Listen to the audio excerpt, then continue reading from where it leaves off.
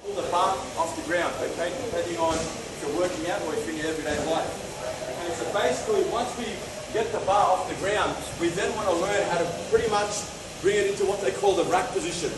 Okay, because once it's in the rack position, we can then go ahead and progress to other lifts. Okay, for today's demonstration, we're going to learn how to hang clean from what they call the hang position. Okay, so Orlando is going to demonstrate. I'm going to go over some cues. Then we're going to split the class into 3 groups. Me and the 2 coaches are going to go into detail. Okay, so basically, first we always want our stance. Okay, we start from the base. Our stance is always going to be between hip and shoulder width apart. Okay, so pretty much exactly where Orlando is, that's a good solid foundation. Okay, so yesterday we learned how to get the bar off the ground. Good technique, how we then lifted it. Today, we're going to learn how to clean it. So basically, once we're in this position, we then put the bar into what they call a hang position. A hang position basically means Orlando's going to lower the bar just above his knees. He's going to arch his back, his knees bent forward slightly, his chest is up, his shoulders are contracted, and his weight's on his heels. Okay? This is the setup right here. This is called the hang position. From this position, the first movement is that Orlando's going to aggressively extend his hips. Okay? So first we've got to learn that. So if he aggressively extends his hips, this is the movement, okay? We need to learn this in a sequence because it does get a little bit confusing, and we need to understand that for this to be a fluid movement, we have to break it down into sequences.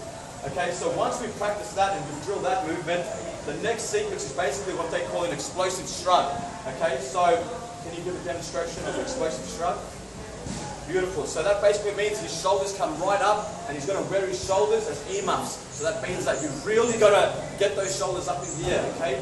So once we understand that, we go ahead and practice that a few times, okay? He goes from the hang position, he aggressively extends his hips, he then comes into an explosive shrug, and that then gives that momentum for the bar to come up in the air, okay?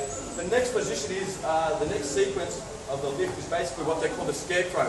So once you explosively shrug, you then want to use your shoulders and you want your elbows to point up in the sky, and you want the bar to come into what they call a Scarecrow position, okay?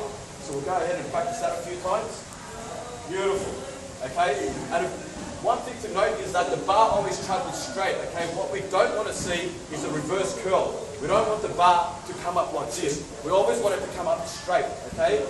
So now, once we've got it into a hang position, okay, into a Scarecrow position, we then, from this position, want to go into a transition, and the transition is going to basically mean that we're going to fire our elbows right underneath the bar, and we're going to place the bar in what they call a rack position. So Orlando's going to demonstrate first. Okay, so a rack position basically means that there is a platform created on his shoulders, so if Orlando were to let go of the bar still remains nice and balanced on his shoulders, okay? It's also called a shelf, depends how you want to look at it, but the correct term is a rack position. Okay, so once we've got that drilled, we always got to note that the elbows are always up. The higher the elbows, the more of a rack position you're going to get in order for us to balance the bar and come into other lifts. Okay, so again, from the setup position, this is what it looks like in one movement, okay? And I want you to know the sequence. First, he's going to extend his hips. Second, he's going to shrug. Third, he's going to go to Scarecrow. And once he's in Scarecrow, he's going to lower his elbows underneath. Elbows going to remain high, and that bar is going to get wrapped on his shoulders into the rack position. Beautiful. Okay. And another important thing to note is that the higher the bar is, the less effort that we have to make to get into a rack position. Because once you start getting significant amount of weight, you have to accommodate your position to the bar. So if you can only lift it up here, you're going to have to squat down. Okay, so that means more effort on your behalf. So basically, you want to get that bar as high as possible, fire your elbows underneath, but sometimes we've got to accommodate our position to the bar. Okay, so basically what's going to happen now is we're going to split the class up into 3 groups. So this group can go over here. I'll get you guys to stand back a little bit, please. And from here,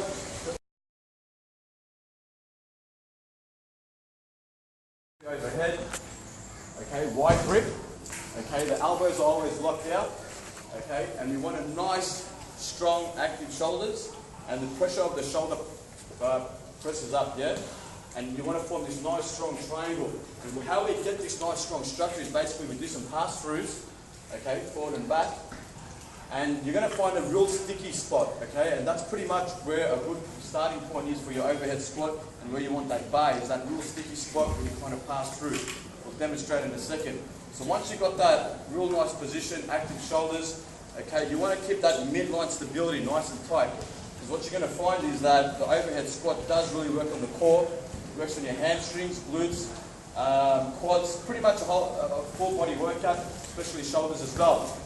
If you've got any flaws in your squats, you're going to find out when you do an overhead squat. So if your air squat isn't like concrete, you've got to find out. The overhead squat's really going to let you know about that. So basically, once we've got this position, we always keep our weight on our heels, toes are pointed out, our base, our foot stance is pretty much between shoulder width to hip stance, okay? So in this case, we've got it around shoulder width, a nice strong base, and we're up on our toes, and the butt just travels back and down while we're keeping a real tight midsection, okay?